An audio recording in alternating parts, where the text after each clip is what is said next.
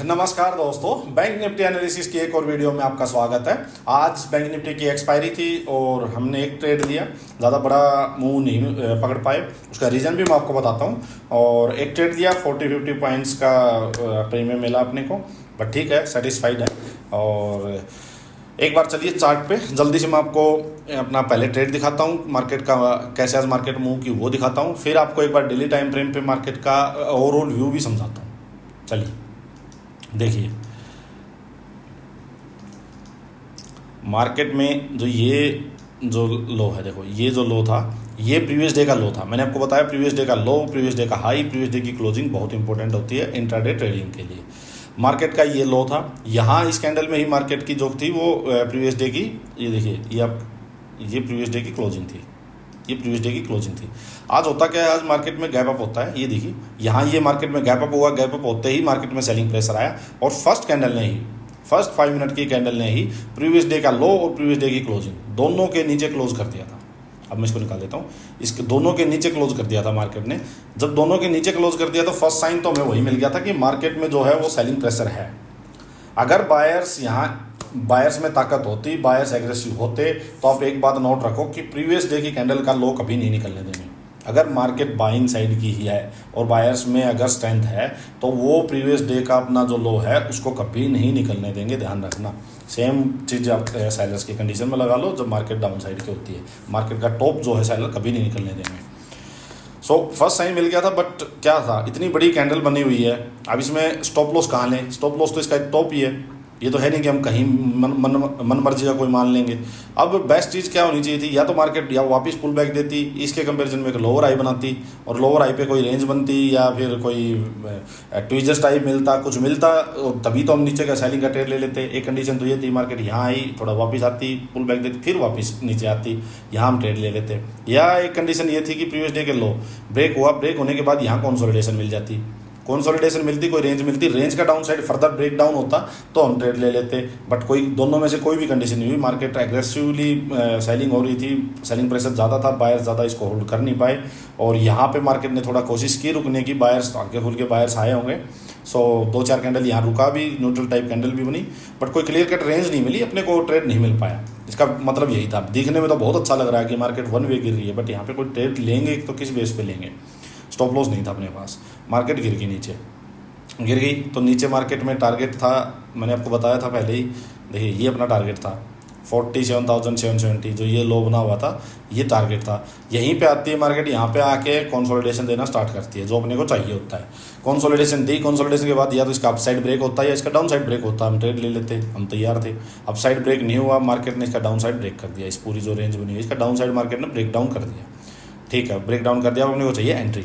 जब आपको दिखाता हूँ एंट्री कैसे मिली।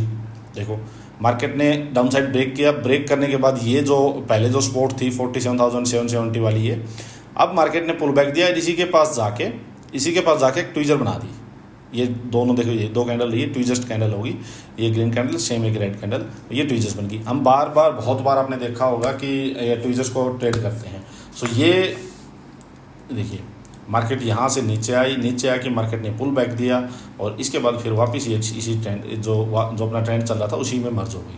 देखो ये ट्रेड था ये, तो इस बिल्कुल अपना जो ये रेजिस्टेंस था, इसके पास जाके ट्विजर्स बनी, ट्विजर्स बनते ही मैंने नेक्स्ट कैंडल में यहाँ पे अपना ट्रेड लिया था और ये अपना इसका हाई जो था यही स्टॉप लॉस था, ज़्यादा बड़ा नहीं था। देखिए ये 725 720 यहाँ कहीं, हाँ ये एंट्री होगी और इसका टॉप होगा 755 कुछ ऐसा, तो बहुत बड़ा था नहीं ये। 30 पॉइंट्स तो इसमें इंडेक्स में है, तो उसमें तो छोटा सा ही ट्रेड था प्रीमियम के अकॉर्डिंग, तो ये छोटा सा ही स्टॉप लॉस था।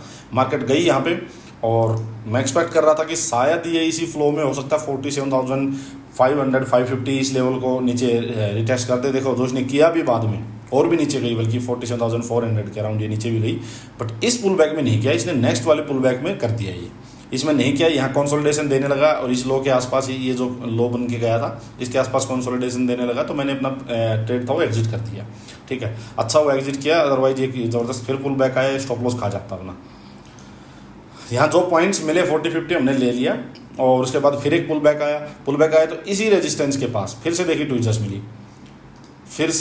मिली, देखो फिर से सेम ट्विजर्स मिली और इस पुल बैक में मिली, नियर बाई रेजिस्टेंस मिली। ये जो प्रीवियसली जो ये रेंज बन रही थी इसी के पास मिली।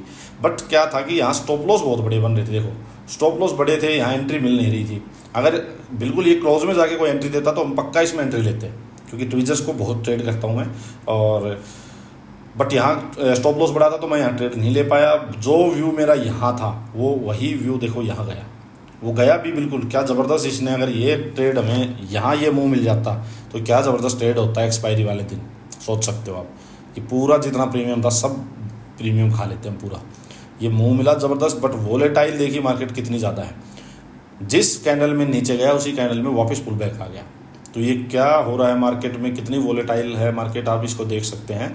ऐसे में आप ध्यान रखो कि बिना स्टॉप लॉस मार्केट में काम मत करो, ये बात हमेशा ध्यान रखो। एकदम से मार्केट 300-400 पॉइंट का मुंह दे देती है और एकदम से वापस रिकवर भी कर देती है। सोचिए यहाँ जो कॉल सेलर जिन्होंने कॉल सेल करके बैठे होंगे, मार्केट नीचे गई और जिन्होंने हो सकता है अपनी पोजीशन से एग्जिट नहीं की हो, तो देखो वापस कितनी ज़बरदस्त शॉर्ट कवरिंग हुई होगी, उनके स्टॉप लॉसेज गए होंगे। तो बेचारे जिनको प्रीमियम यहाँ 80-90% प्रीमियम डेक के हो गया होगा तो रो रहे होंगे बैठ के। वापस मार्केट ने लास्ट हाफ एन आवर में सारा खेल खराब कर दिया उनका। तो ध्यान रखो अपने, एक तो प्रॉफिट्स बुक करते रहो भी, क्योंकि मार्केट अभी रेंज बाउंड है। क्लियर कट कोई भी डायरेक्शनल मूव नहीं है किस साइड मार्केट को जाना है, ना बायर्स की मार्केट ना सेलर्स की मार्केट। सो अपने प्रॉफिट बुक करते रहो, जहाँ भी सपोर्ट या रेजिस्टेंस आते रहते हैं, और लेके मत बैठो और स्टॉप लॉस जरूर डाल के रखो।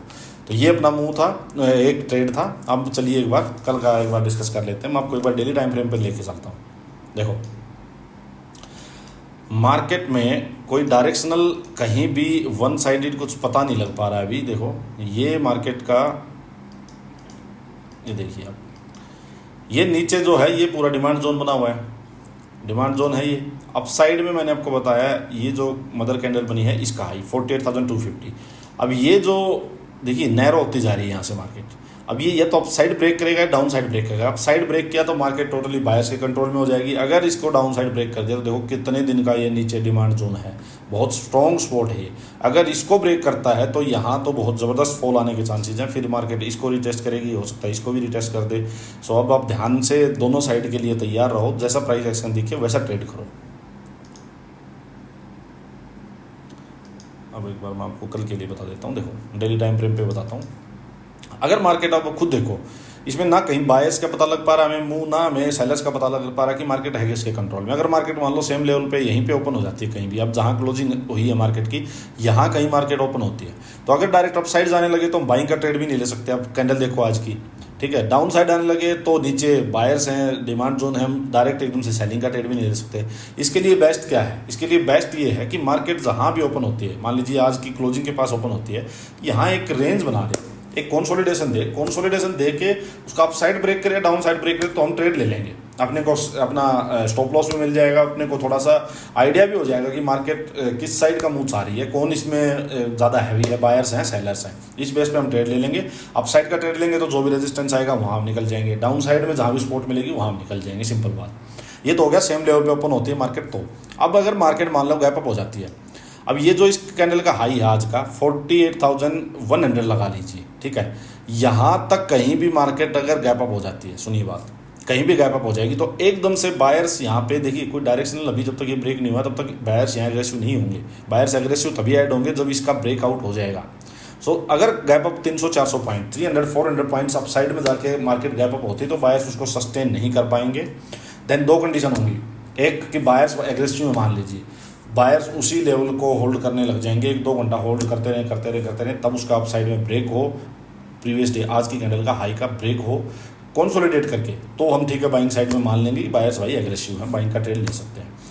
बट अगर बायर्स वहाँ एग्रेसिव नहीं होंगे, क्योंकि एकदम से इतना बड़ा गैप अप सस्टेन नहीं हो सकता, वहाँ पे कोई छोटी मोटी अपने को 5 मिनट में रेंज मिले, रेंज का फर्दर ब्रेक डाउन हो तो अपना रिवर्सल का ट्रेड प्ले करेंगे, सिंपल, ठीक है। देन नीचे स्पोर्ट्स क्या रहेंगी, अगर टॉप से हम आएंगे तो स्पोर्ट वही रहेंगी कि अगर मार्केट में मान लो गैप अप बहुत बड़ा है, नियर बाई इस रेंज के आसपास है, कहीं 40,200 या फिर 250, देन इसके लिए नीचे आएंगे तो स्पोर्ट पहले तो आज का हाई, मार्केट का हाई 40,100 जो है, 100 जो है, ये स्पोर्ट का काम करेगा। देन नीचे 48,000 राउंड नंबर है, ये स्पोर्ट का काम करेगा। देन स्पोर्ट का काम करेगा आज की क्लोजिंग, ये स्पोर्ट का काम करेगा। सो इस तरह से आप प्ले करना जब ऊपर से आप नीचे आओगे तो थर्ड सिनेरियो क्या होता है, मार्केट गैप डाउन कर जाए। देखिए गैप डाउन कर जाएगी तो नीचे बायर्स का जोन है, ऑलरेडी मार्केट में बार बार बाइंग आ रही है। सो एकदम से डायरेक्ट तो हम सेलिंग में नहीं जाएंगे। अगर गैप डाउन हो जाए 200-300 पॉइंट्स तो एकदम सेलिंग में कूद के नहीं जाएंगे। नीचे हम वेट करेंगे।